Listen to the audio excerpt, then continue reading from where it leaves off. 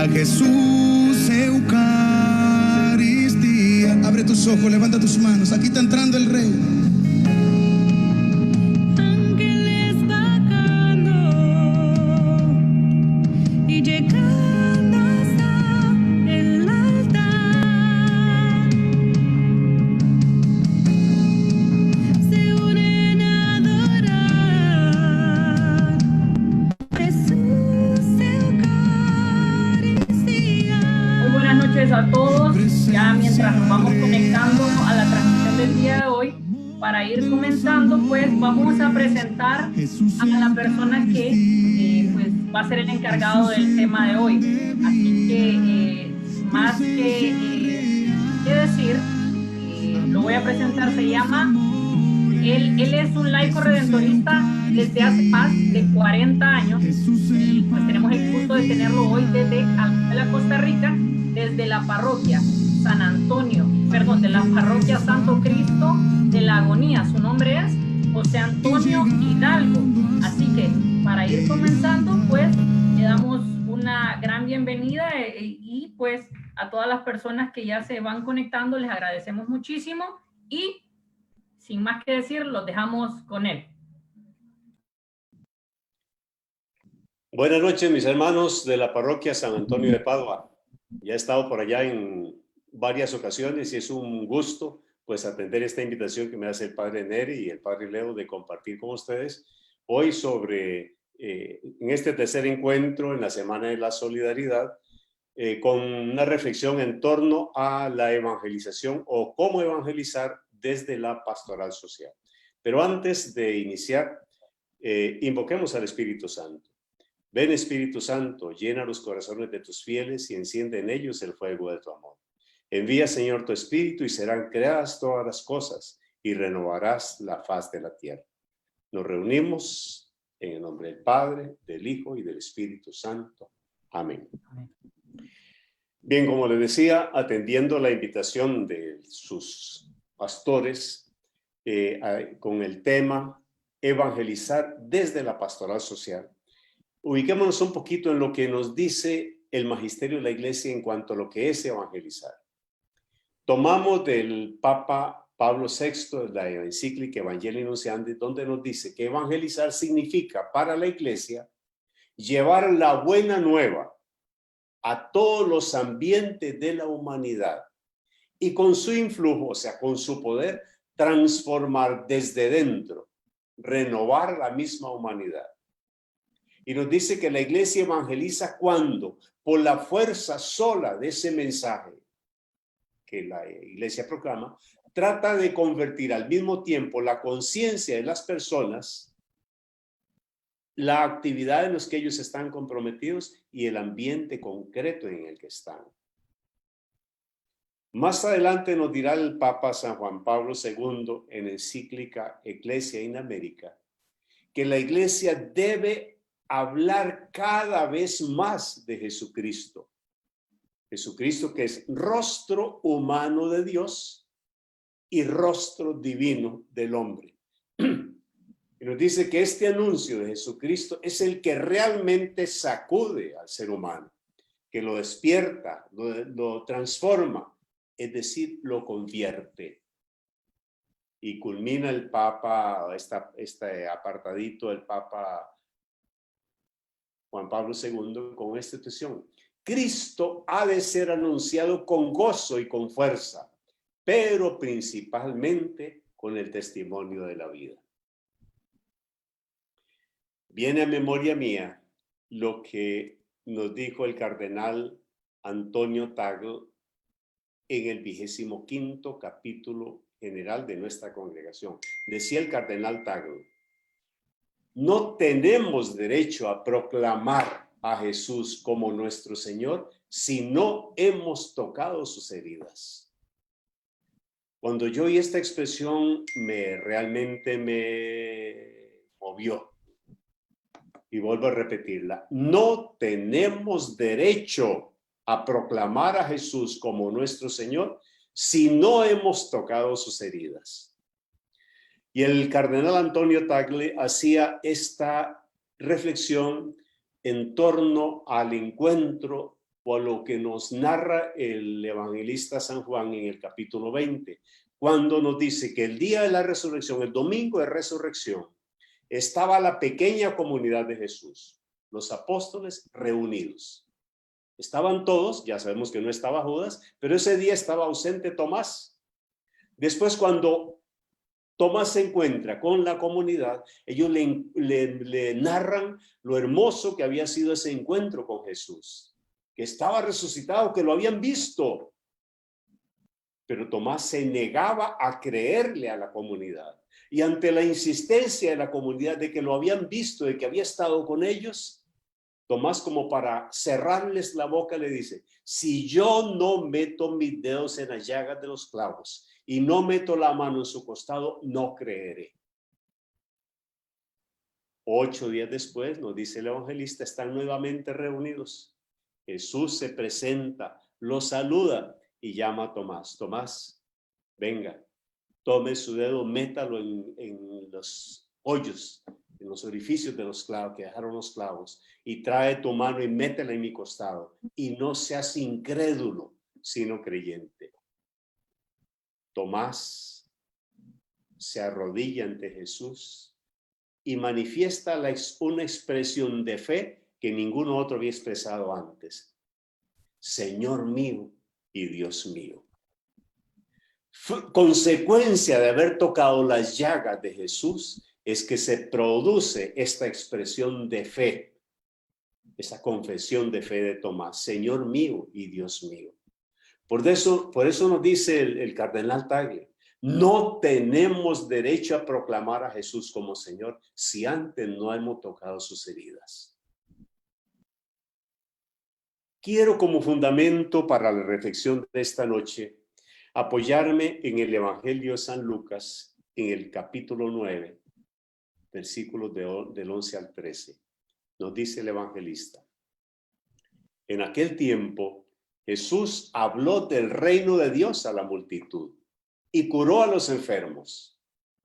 Cuando caía la tarde, los 12 apóstoles se acercaron a decirle: despide a la gente para que vayan a los pueblos y caseríos a buscar alojamiento y comida, porque aquí estamos en un lugar solitario.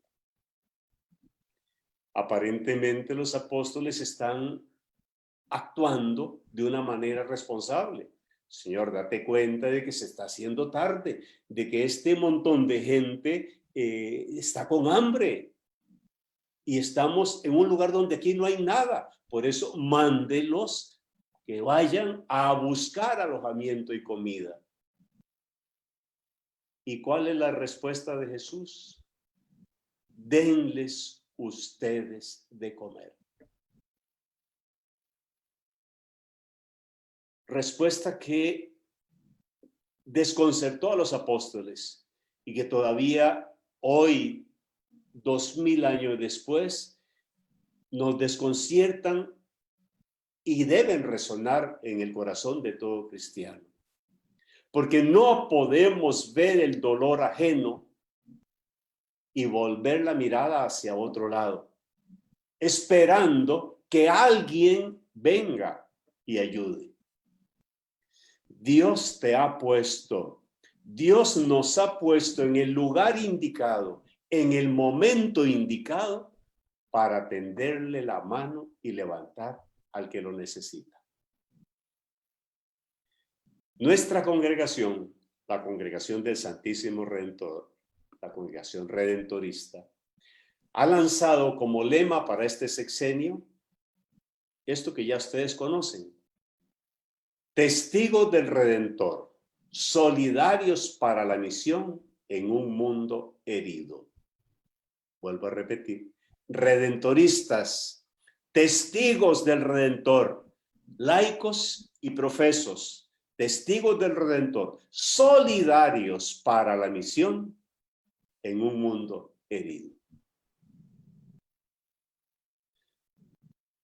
¿Cómo evangelizar desde la pastoral social?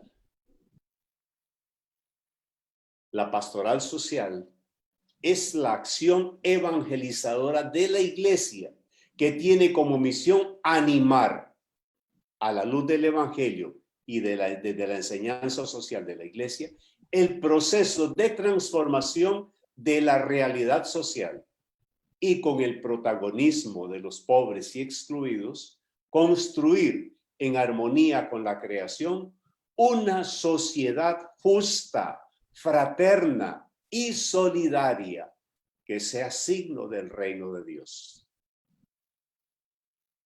La pastoral social no es un apéndice de la evangelización, ni tampoco una tarea última, sino que se encuentra a lo largo de todo el proceso evangelizador.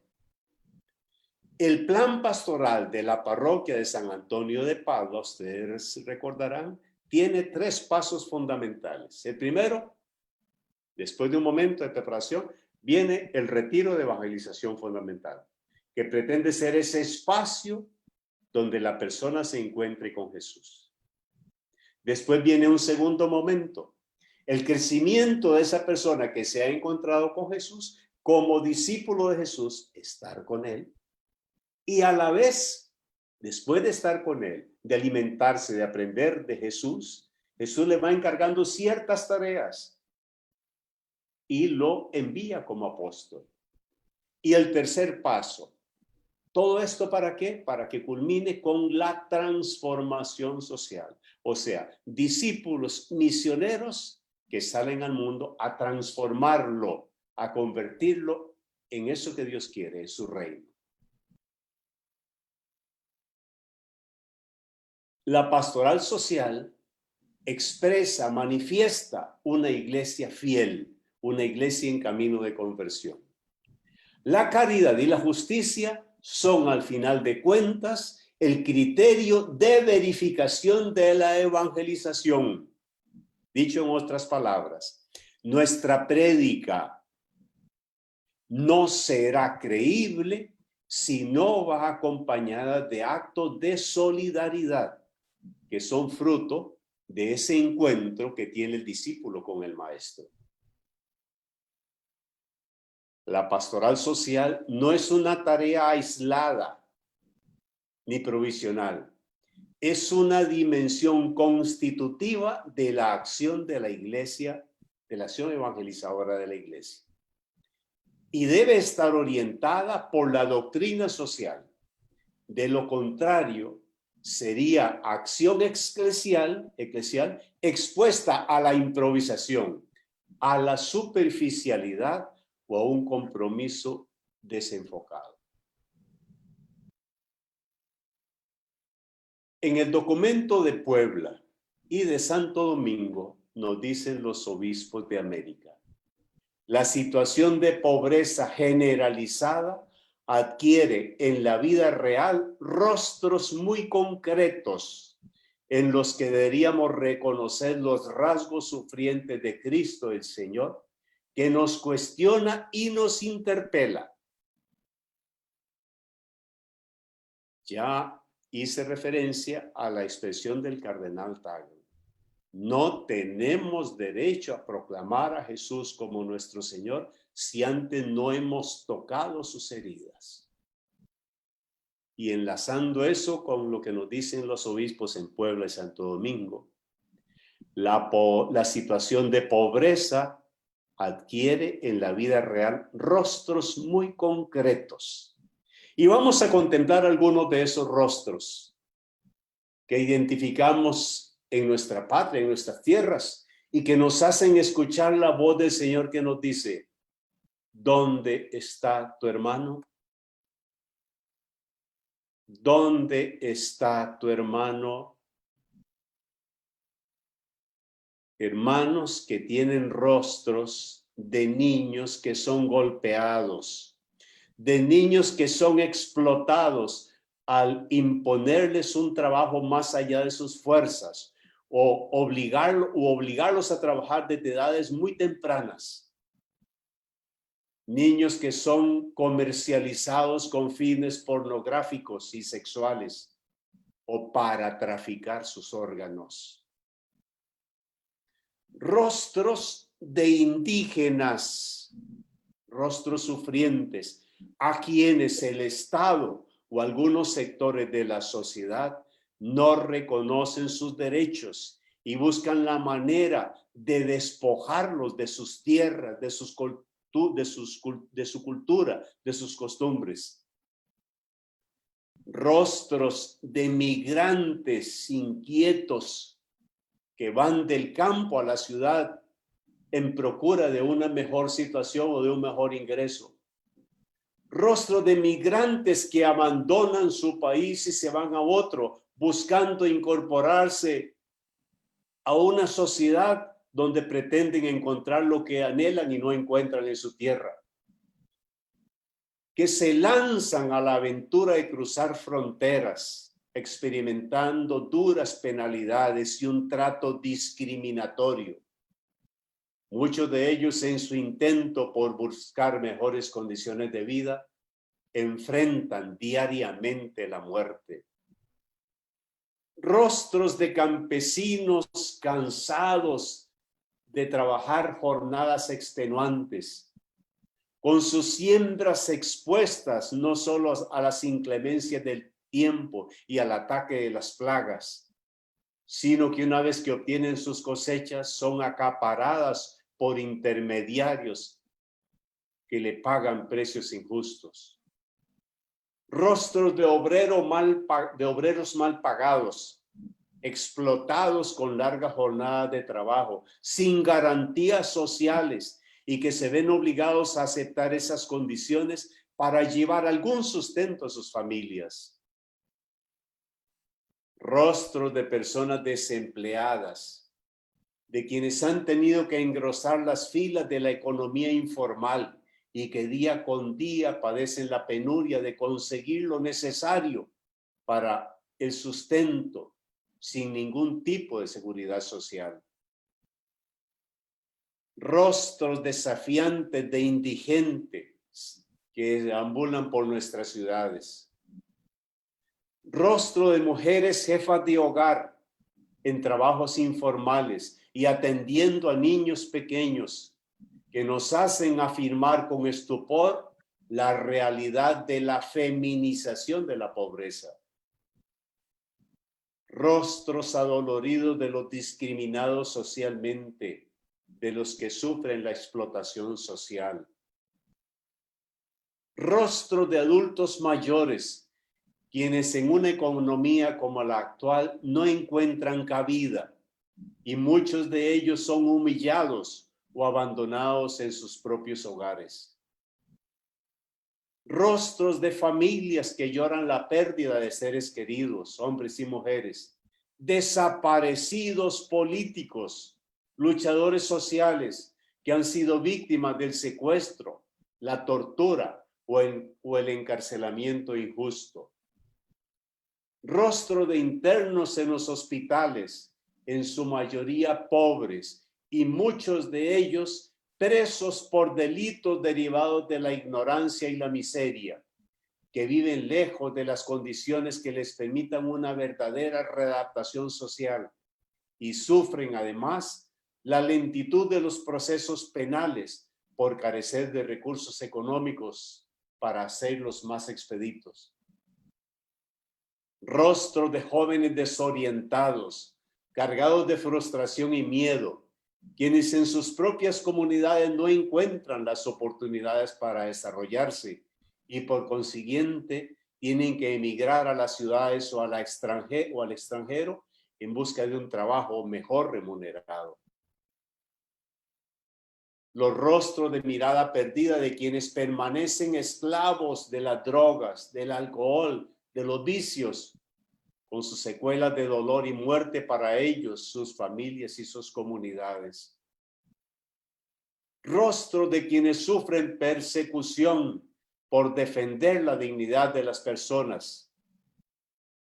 Rostros de quienes luchan por el cuidado de la creación y la justicia social y que muchas veces están abandonados y sin respaldo social en sus luchas.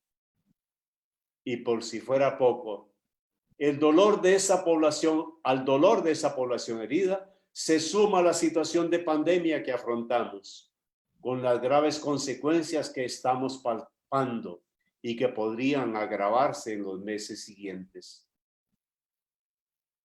Al contemplar esos rostros y estas realidades, la primera pregunta que nos hacemos hoy es, ¿qué tenemos que hacer? Y una salida muy fácil sería responderle a Jesús como los apóstoles. Despídelos, que vayan y que busquen. Y Jesús nos responderá como le respondió a los apóstoles. Denles ustedes lo que necesitan. Y al ver la magnitud de las situaciones de dolor que tenemos enfrente y que contemplamos, nuestra primera tentación sería el desánimo, porque estamos ante una realidad que nos desborda. Y podríamos también decirle, casi que en tono sarcástico al Señor, Señor, pero ¿qué vamos a hacer si solo tenemos 5 panecillos y 2 peces?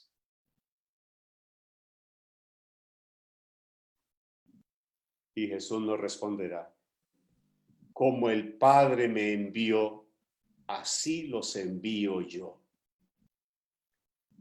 Hermanos de la parroquia de San Antonio de Padua, ustedes y yo hemos sido llamados por Cristo para ser discípulos de Él.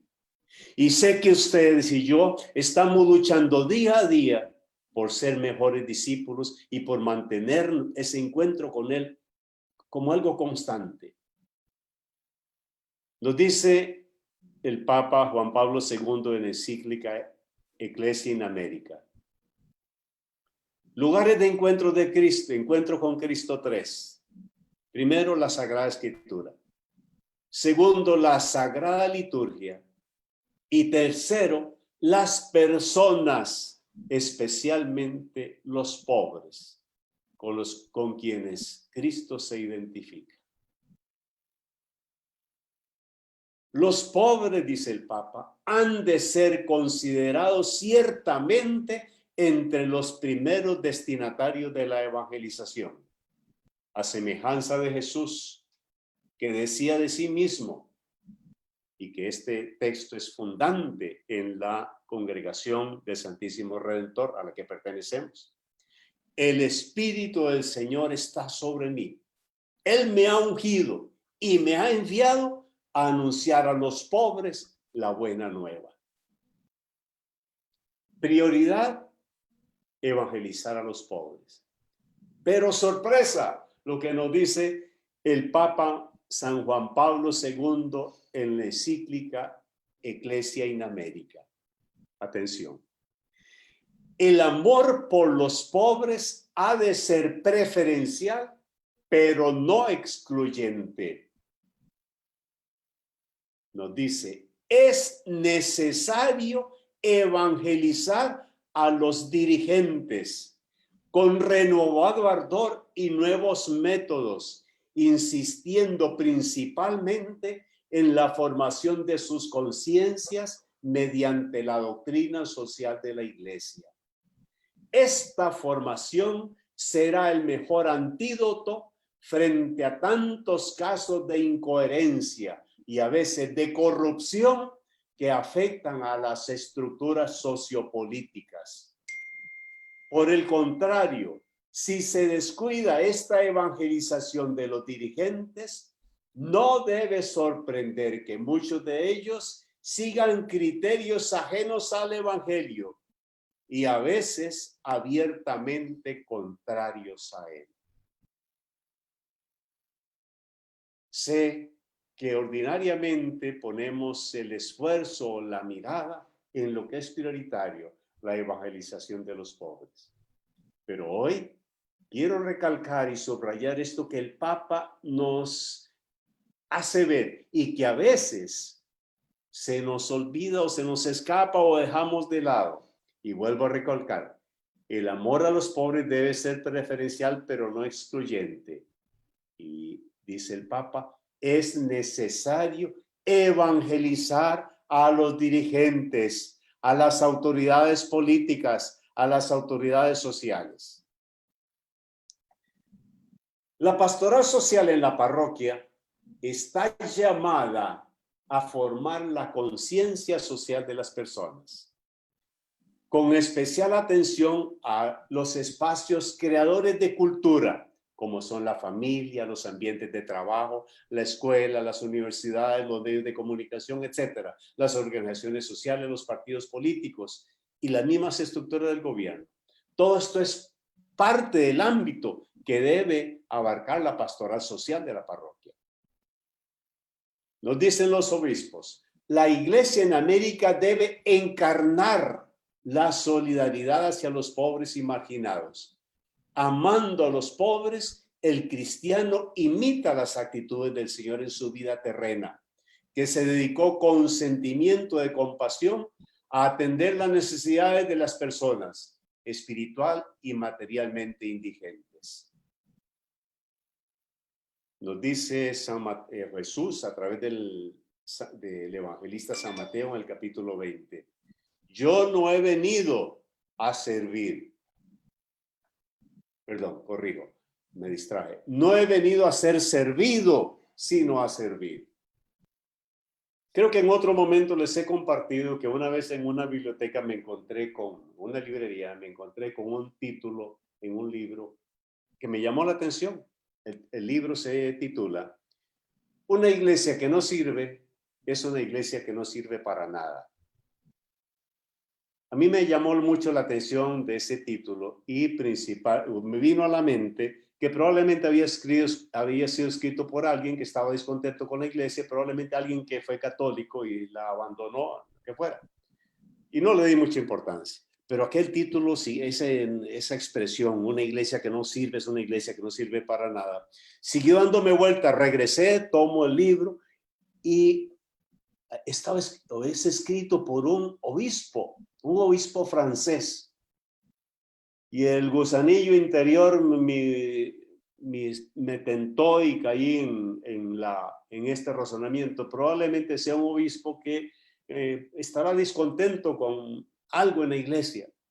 Empiezo a ojearlo por dentro y caramba, si algo me molestaba, ese título es porque me estaba hablando a mí directamente. Una iglesia, yo iglesia, que no sirve, yo que no sirvo, si no estoy sirviendo, es una iglesia que no sirve para nada. La iglesia que fundó Cristo es una iglesia para servir. Y si esa iglesia no sirve, quiere decir que no es la iglesia de Cristo, no es la iglesia que Cristo quiere. Y eso me martilló y me ayudó en mi proceso de conversión pastoral, conversión personal y conversión pastoral. Si yo, iglesia, no estoy sirviendo, quiere decir que estoy siendo parte de la iglesia que no quiere Cristo, de una iglesia que no sirve. Entonces, la iglesia que Cristo quiere es una iglesia que sirve. Ustedes en su pastoral social tienen muy desarrollado lo que es la parte asistencial, a través de la ayuda directa a personas necesitadas, a través de la atención de niños, a través de la guardería, cuidándolos para que sus padres, sus madres, sus padres puedan ir a sus trabajos, puedan estudiar, etcétera, mientras los niños son correctamente educados en la parte académica, en la parte religiosa, etcétera. Muy bien, la parte asistencial. Anima la pastoral de la caridad y la solidaridad de la iglesia. Y acompaña en situaciones de emergencia, principalmente ocasionadas por desastres naturales y emergencias sociales. La pastoral de la salud, protegiendo la organización de la salud en la comunidad. Ustedes con su dispensario, con su clínica, muy bien, fabuloso. Pero tenemos otras áreas de pastoral que tal vez, además, estoy un poquito desconectado cómo estarán afrontando ustedes estas realidades. Pero, por ejemplo, la pastoral de la movilidad humana, la que articula, organiza y fortalece lo referente a las migraciones para poder responder a las situaciones de tránsito, origen, destino, deportación, la trata de emigrantes e inmigrantes desde una visión integral, procurando abordar las causas para disminuir el flujo de la migración y la explotación de las personas. La pastoral indígena, que impulsa y acompaña con una evangelización inculturada de los pueblos indígenas, para que ellos sean protagonistas de su promoción humana y de su desarrollo integral. La pastoral penitencial, que fortalece e impulsa el conocimiento del evangelio con las personas privadas de libertad y sus familias, promoviendo la formación y la capacitación de equipos dedicados a esta tarea. La pastoral laboral, que anuncia en todos los ambientes el evangelio del trabajo humano, que es clave de toda cuestión social, que impulsa la economía solidaria y la pastoral de la tierra. La pastoral de el cuidado de la casa común, que anima los procesos de uso, cuidado y restauración de los ecosistemas, que es la casa de todos nosotros. La parroquia tiene la misión de atender las necesidades de todos sus habitantes. Ya ustedes lo tienen muy claro cuando han visto el plan pastoral. La parroquia debe ir a todos sus habitantes, debe darles todo y debe involucrarlos a todos. Ustedes tienen la parroquia dividida en sectores, porque es la única manera de conocer quiénes son los habitantes de la parroquia. Y cada sector está en el deber de ir a todos sus habitantes. Por eso tiene que conocerlos, saber quiénes son. Y esas personas tienen rostro, tienen una historia, tienen un nombre. Son hijos de Dios, creados a imagen y semejanza de Dios. El sector debe no solo conocer quiénes son, sino que debe atender sus necesidades, todas. Y para eso es necesario que se involucren todos, que nos involucremos todos. Y que también involucremos a todos. Para poder atender esas necesidades, tenemos los equipos de ministerio en cada sector para canalizar ahí estas respuestas. La parroquia es el espacio ideal para la pastoral social.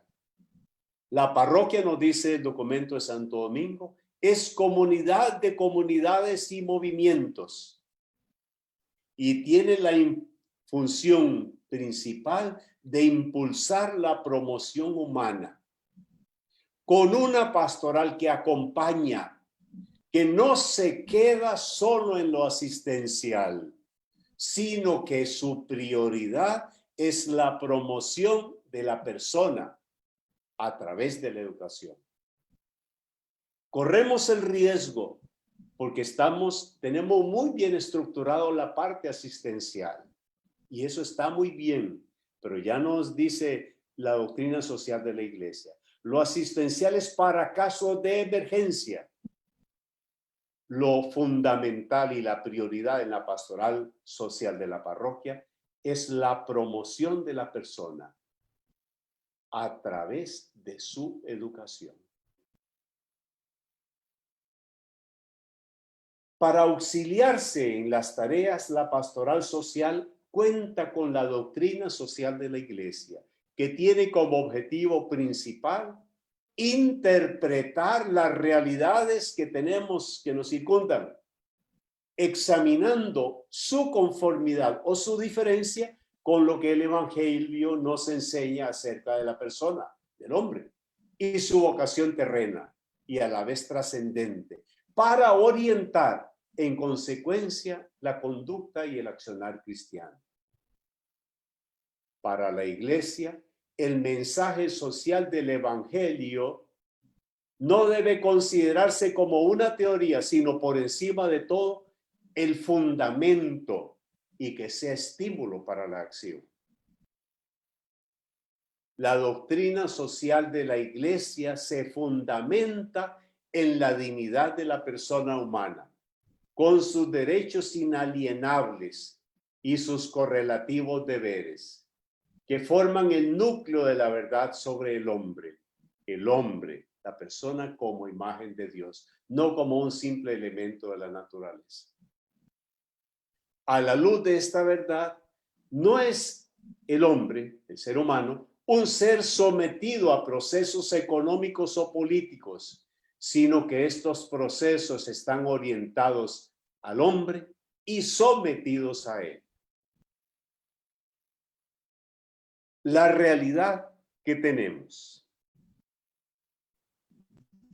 por difícil que sea, todos estos rostros que hemos mencionado y muchos otros que podríamos traer a nuestra mente y que ustedes conocen mejor que yo su propia realidad. Toda esta realidad, por difícil que sea, si la miramos, si la leemos con ojos de fe, se vuelve provocadora, se vuelve desafiante, sí, pero no estamos solos. Yo estoy con ustedes, nos dice Jesús. Los manda, sí, vayan, enséñenle lo que yo les he enseñado, denles lo que necesitan, pero tengan presente que yo estoy con ustedes todos los días hasta el fin de los tiempos. Si queremos de verdad cambios que no sean maquillaje, que no sean cambios superficiales, sino cambios profundos, debemos asumir con humildad, pero con decisión, los desafíos que la historia pone hoy a nuestro compromiso cristiano y actuar conforme al mandato de Jesús. Y vuelvo al evangelio, al extracto que leímos al principio. Denles ustedes de comer. Denles ustedes lo que ellos necesitan. Pero Señor, lo que tenemos es nada comparado a las necesidades, comparado a esa realidad que nos desborda. ¿No te he dicho que si crees verás la gloria de Dios? Mis hermanos, un fuerte abrazo y una exhortación a que no nos dejemos distraer y mucho menos desalentar por esa cruda realidad que estamos constatando a nuestro alrededor, sino que pongamos la mirada en Jesús. De ese modo, nunca nos hundiremos. Un fuerte abrazo, que Dios me lo bendiga. Buenas noches.